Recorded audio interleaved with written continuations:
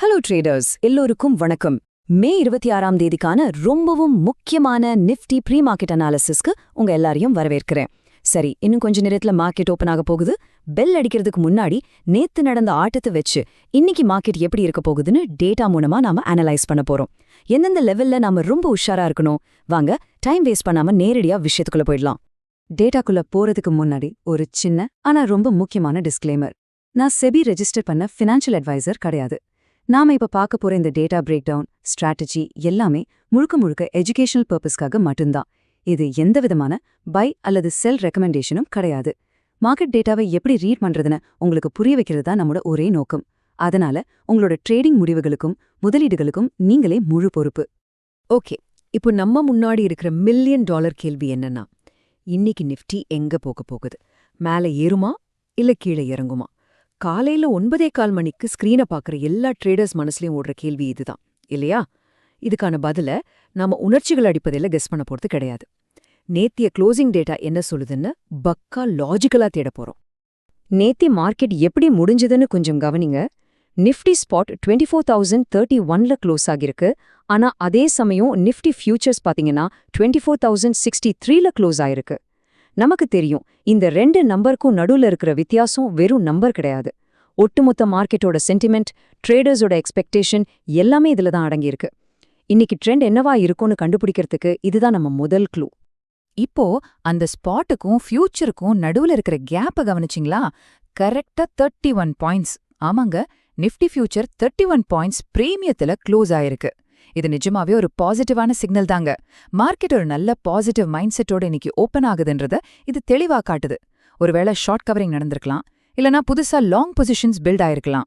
மொத்தத்துல காளைகளுக்கு, அதாவது புல்ஸ்க்கு இது ஒரு சூப்பரான ஓப்பனிங். சரி, புல்ஸ் கண்ட்ரோலே மார்க்கெட் மேல போகுதுன்னு வச்சுப்போம்.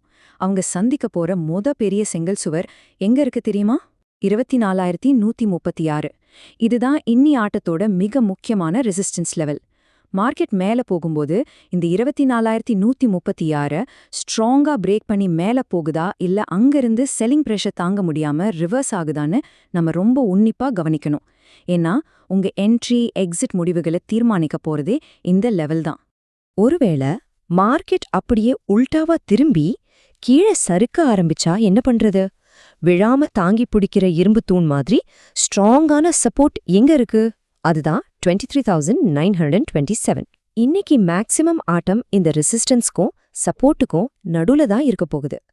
மார்க்கெட் கீழே இறங்குனா இந்த 23,927 ஒரு வலிமையான தளமா செயல்பட்டு மார்க்கெட்டை தாங்கி பிடிக்க அதிக வாய்ப்பு இருக்கு. இந்த ரெண்டு எல்லைய உடைச்சு மார்க்கெட் வெளியே போகும்போது தான் நாம புதுசா யோசிக்க வேண்டியிருக்கும். ஓகே, இப்போ நேரா ஆப்ஷன் ஸ்ட்ராட்டஜிக்குள்ள வருவோம். கமிங் June 2 எக்ஸ்பைரிக்கு நாம மெயினா வாட்ச் பண்ண வேண்டிய ஏடிஎம், அதாவது at the money strike price என்னன்னா 23,700 மற்றும் 23,750. நாம ஏற்கனவே பார்த்த மாதிரி மார்க்கெட் ரெசிஸ்டன்ஸை நோக்கி மேல போனா கால் ஆப்ஷனை கையில எடுக்கலாம், இல்ல சப்போர்ட்டை நோக்கி கீழே இறங்குச்சுன்னா புட் ஆப்ஷனை சூஸ் பண்ணலாம். மார்க்கெட் சென்டிமெண்ட் எந்த பக்கம் இருக்கோ அதே திசையில பயணம் பண்றது தானே ஒரு ஸ்மார்ட் ட்ரேடருக்கு அழகு.